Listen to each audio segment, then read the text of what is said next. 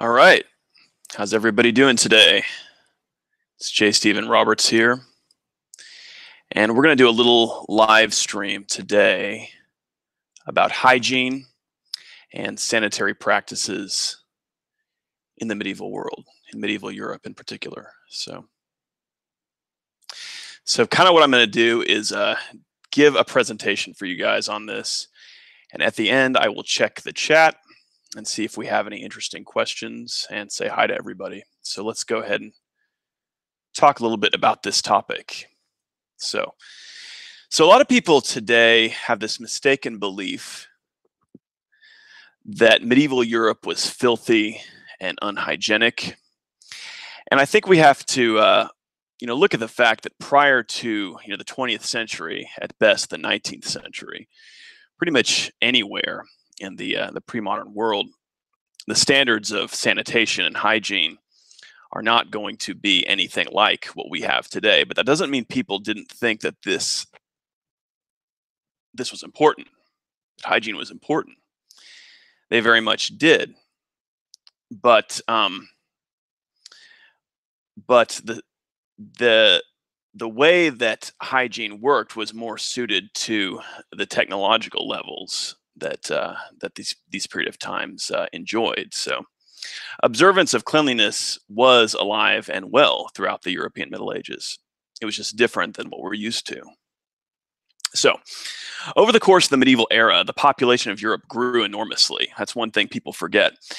And in fact, it just kept growing until the sudden arrival of the Black Death in the mid-14th century. So the population levels of Europe by the 13th century would not be replicated in most regions until around the 18th century. So we've got this long period of sustained population growth from the early Middle Ages up to the High Middle Ages. Now, think about this. This would not have been possible if medieval Europe had been filthy, if the cities and towns had just been filthy and unhygienic and hygiene was shunned. This is not true at all. So the Black Death itself was a catastrophic and unforeseen event. It didn't occur until the very end of the Middle Ages, interestingly enough. If hygiene had been horrible throughout medieval Europe, you would have seen this sort of devastating plague a lot more quickly than we actually see it come about. But the Black Death, in fact, didn't arrive in Europe. It came to Europe via trade with distant territories. So throughout the medieval era, outbreaks of disease did occur, but they were not everyday events, and they normally took place in towns or cities that were under siege, where normal sanitation procedures had broken down. Okay. So practices of public health and hygiene in medieval Europe were rooted in the legacy of ancient Rome, not surprisingly. Many of the aqueducts built by the Romans outlasted the empire and continued to function well throughout the Middle Ages. In many medieval towns, Roman sewers proved very durable and continued to be utilized. In Paris and other towns, public baths operated continuously from the ancient Roman into the medieval era. Medieval civic authorities also constructed new waterworks and sewage systems. As early as the Carolingian era in the 8th century, hot and cold bathing facilities were being constructed. In an effort to provide their communities with fresh water, medieval towns built conduits and pipes to bring spring water into the community. So movies have implanted this idea in the modern mind that medieval people would simply dump their waste out their windows into the street, right? But the truth is that most towns in the Middle Ages had very strict laws against doing this. Dumping your waste out into the street like that, you could be seriously fined or prosecuted. Waste was disposed of in cesspits, which could be either private or public, and could be filled in and relocated when necessary. Your average modest house in the Middle Ages in a normal sized town would have had its own cesspit in the back for disposing of waste. So in addition to this, many medieval cities had public latrines, which could be utilized by citizens and travelers alike. These latrines were built over cesspits or used piping systems to carry away waste. Often laws required that cesspits be cleaned at night so they could remain open during the day.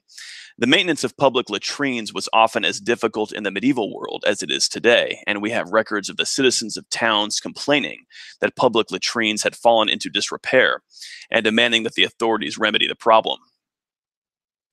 So street cleaning was also an important part of maintenance of a medieval town. A lot of people, I think, have this idea that streets in the Middle Ages were just cluttered, were just filthy, but this is not true.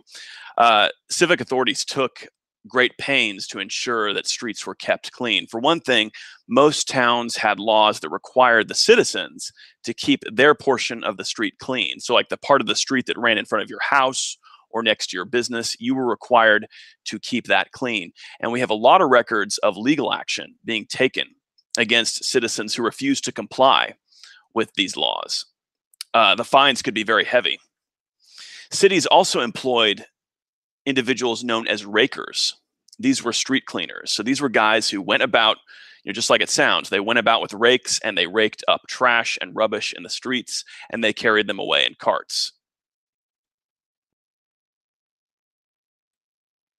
So that's just a little introductory overview to sanitation in the medieval world. Sanitation methods in the Middle Ages were nothing like what we are able to achieve today, and this is a matter of technology. But sanitation and public health, these were important concepts that were meaningful to people in medieval Europe and indeed throughout the medieval world. And civic authorities and citizens, they took efforts. They made an effort to ensure that their towns and cities were clean.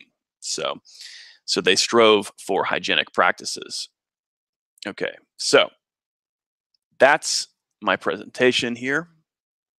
And I want to see if you guys have any interesting questions.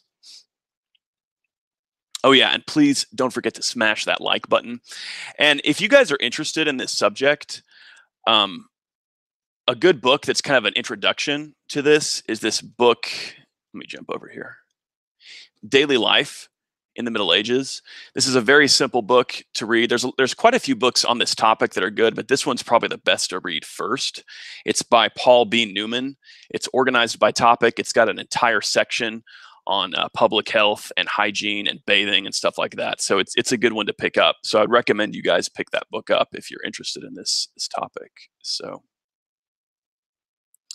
okay.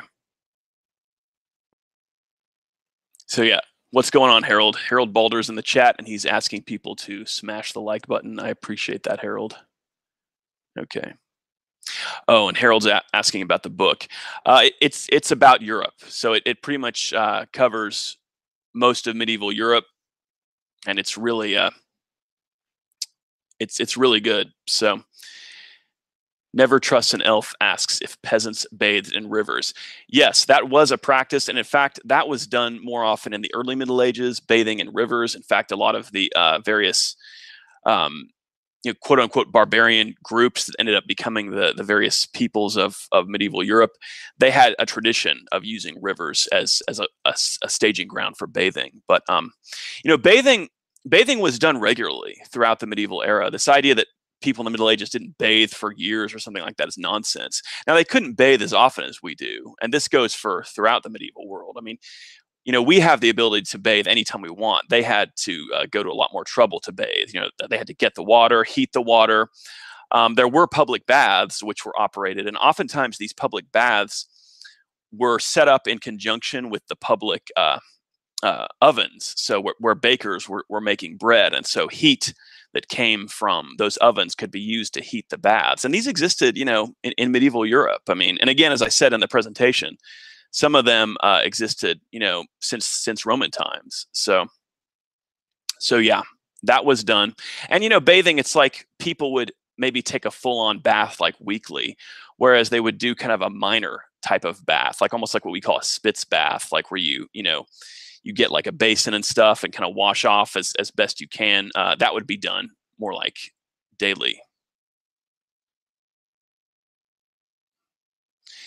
All right. So yeah, and somebody's asking about the Black Death and hygiene. The Black Death came to Europe not as a result of hygienic practices in Europe. It came via trade. And it arrived from the east. It started in the east, and most likely because cities in the east were more densely populated. But yeah, it's not, and it's true that the dense, crowded conditions in medieval cities probably contributed to the spread of a pestilence like the Black Death once it was there.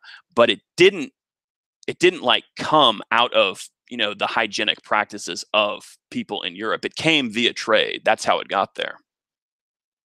Okay. Cody 2000 asks if wealthier citizens bathed more often than peasants. Yes, they did. Yeah. I'm going to mute for just a second. All right. What else do we have here? Screwdum Fidelis asks, where did the aqueducts get their water from? A spring would be the ideal place to get water.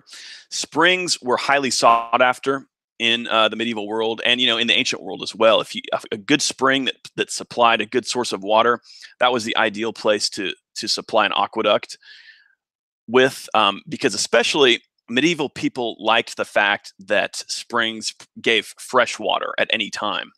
So, all right, let's see if we have one or two other questions here. How you doing, Antoine Lambert? He asks, didn't you say in multiple videos that numerous washerwomen accompanied armies? Yes, absolutely. Yeah. Okay. All right. So I think that's probably going to be a pretty good little introductory video here to this issue of hygiene. I am going to do an entire live stream, I think, about bathing itself, just specifically bathing. So that's coming up. Thanks for watching, guys. Be sure to pick up a copy of my novel of the Crusades, Why Does the Heathen Rage? And you can also get a copy of my CD, Scatheless, which features the song Templar. And later on, we're going to be doing a stream tonight specifically about the Prussian Crusade. So this is going to be like an overview of the history of the Prussian Crusade. So if you're a Teutonic Knights fan, you won't want to miss this one. So, and please, if you like Real Crusades history, please do hit that like button for this stream so we can spread it around everywhere. So I'll talk to everybody later.